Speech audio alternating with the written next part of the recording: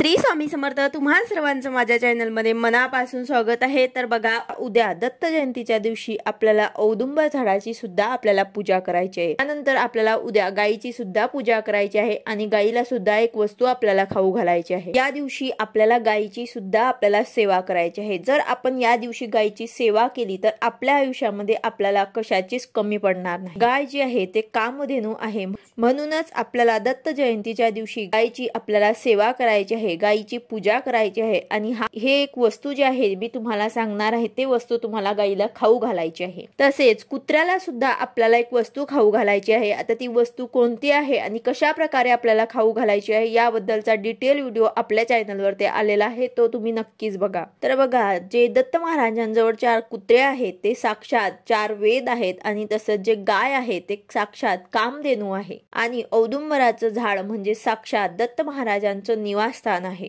त्यामुळेच आपल्याला उद्या दत्त जयंतीच्या दिवशी औदुंबराच्या झाडाची सुद्धा आपल्याला पूजा करायची आहे। या सर्व उपायांमुळे आपल्या आयुष्यातले सर्व दुःख, संकट, बाहेरील काही बाधा असतील ते दूर होतील, नष्ट होतील। त्याचबरोबर आपल्या मनातली इच्छा असेल, किती दिवसांपर्यंत ते पूर्ण होत नसेल तर ते सुद्धा तुमच्या मनातली इच्छा जे असेल ते कठीणातील कठीण कितीही असू द्या ते सुद्धा पूर्ण होईल। त्याचबरोबर आपल्या घरातील दारिद्र्य, गरिबी नष्ट होण्यासाठी आणि आपल्या आयुष्यातल्या जे काही अडचणी असतील, संकट असतील, आर्थिक समस्या सुद्धा दूर करण्यासाठी हे उपाय तुम्हाला करायचे आहे। तर बघा, उद्या दत्त जयंतीच्या दिवशी ज्यांना कोणाला काही सेवा करणं शक्य नाही त्यांनी किमान गायीला हे एक वस्तू जे आहे ते खाऊ घालायची आहे। त्यामुळे दत्त महाराजांचा कृपा आशीर्वाद तुम्हाला लाभेल। तर बघा, उद्या दत्त जयंती आहे, सकाळी लवकर उठायचं आहे, आंघोळ करून घ्यायची आहे, आपली देवपूजा जी आहे ते आपल्याला आटपून घ्यायची आहे। त्यानंतर दत्त महाराजांचा किंवा स्वामींची मूर्ती असेल तर आपल्याला मूर्तीवरती आणि दत्त महाराजांच्या मूर्तीवर आपल्याला अभिषेक करायचा आहे।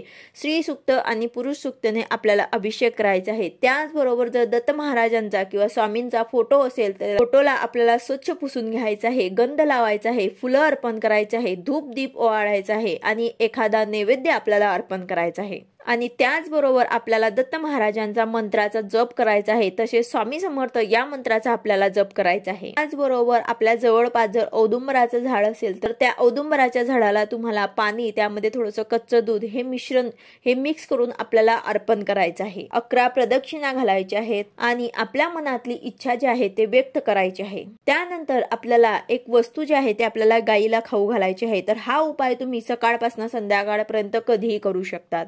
यानंतर तुम्हाला 8 केळं घ्यायचे आहे, त्याचबरोबर 8 गुळाचे खडे तुम्हाला घ्यायचे आहे। एक मोठा खडा घ्या आणि त्याचे तुम्ही 8 खडे सुद्धा करू शकता। तर अशा प्रकारे तुम्हाला 8 केळी चांगल्या व्यवस्थित बघून तुम्हाला 8 केळी घ्यायची आहे आणि 8 त्यासोबत गुळाचे खडे सुद्धा घ्यायचे आहे। तर बघा, यानंतर हे 8 केळी आणि 8 गुळाचे खडे जे आहेत ते तुम्हाला देव्हाऱ्यासमोर एक तांबण घ्यायचं आहे आणि तांबणमध्ये तुम्हाला 8 केळी आणि 8 गुळाचे खडे जे आहेत ते आपल्याला ठेवायचे आहे। त्यानंतर एका वाटीमध्ये तुम्हाला हळदीचं मिश्रण तयार करायचं आहे आणि त्यानंतर एक दिवा सुद्धा तुम्हाला घ्यायचा आहे। त्याचबरोबर एक तांब्या भरून आपल्याला कलश सुद्धा भरायचा आहे, जो आपण देवपूजेसाठी वापरतो तो कलश तुम्हाला भरून घ्यायचा आहे।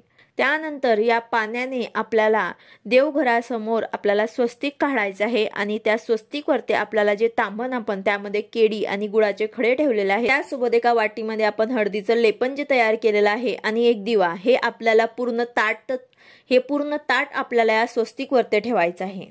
आणि अजून त्या कलशातल्या पाण्यानेच आपल्याला एक स्वस्तिक काढायचं आहे आणि त्या स्वस्तिकवरती तो कलश सुद्धा आपल्याला तिथे ठेवून द्यायचा आहे। यानंतर आपल्याला ओम नमो भगवते वासुदेवाय या मंत्राचा आपल्याला 108 वेळा जप करायचा आहे। दत्त महाराजांचा मंत्राचा आपल्याला जप करायचा आहे। त्यासोबत आपल्याला दत्त महाराजांकडे आपली जे काही इच्छा असेल, मनोकामना असेल ते आपल्याला व्यक्त करायचे आहे। जर तुमच्या देवघरामध्ये दत्त महाराजांचा फोटो, मूर्ती नसेल तर तुम्ही स्वामी महाराजांना तुमची जे काही इच्छा असेल, मनोकामना असेल ते तुम्ही व्यक्त करून स्वामी महाराजांना तुम्हाला सांगायचे आहे।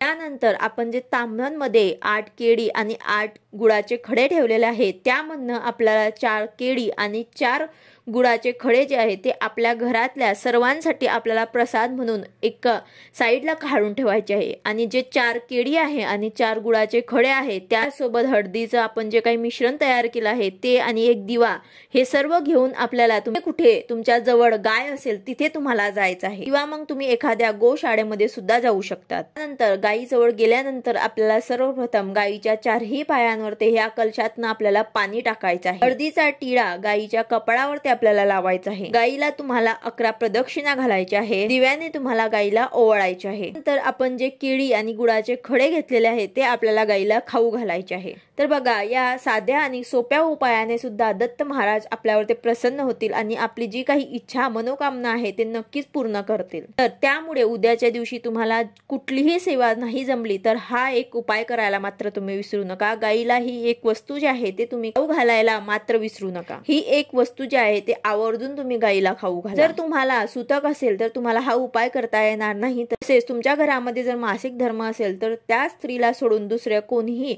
पुरुषांनी किंवा मुला मुलींनी हा उपाय केला तरी सुद्धा चालेल। तर अशा प्रकारे जर तुमच्या घराजवळ जर गाय नसेल किंवा तुम्हाला गोशाळेमध्ये जाणं सुद्धा शक्य नसेल तर तुम्हाला हे पूर्ण 8 केळी आणि 8 गुळाचे खडे जे आहे ते तुम्हाला तुमच्या देवघरामध्येच ठेवायचे आहे। स्वामींसमोर दत्त महाराजांसमोर तुम्हाला तिथे ठेवायचं आहे। प्रार्थना व्यक्त करायची आहे, तुमची इच्छा व्यक्त करायची आहे आणि पूर्ण दिवसभर तसेच तुम्हाला तिथे ठेवायचं आहे। आणि त्यानंतर संध्याकाळी सर्व घरातल्यांनी सदस्यांनी हे जे केळी आहे आणि गुळ आहे ते प्रसाद म्हणून सर्वांनी खायचं आहे। तर असं सुद्धा तुम्ही करू शकतात। पण शक्यतो जर तुम्हाला गाय मिळत असेल, तुमच्या घराजवळ जर गाय असेल तर आवर्जून हा उपाय तुम्ही नक्कीच उद्याच्या दिवशी करा। कारण गायीची सेवा केल्यामुळे आपल्याला दत्त महाराजांचा आशीर्वाद प्राप्त होईल। तर अशा प्रकारे अतिशय सोपा आणि साधा उपाय आहे, तुम्ही करून बघा, नक्कीच तुम्हाला अनुभव आल्याशिवाय राहणार नाही। व्हिडिओ आवडला असेल तर लाईक करा, शेअर करा, सबस्क्राईब करा। भेटूया अशाच नवीन व्हिडिओ सोबत। श्री स्वामी समर्थ।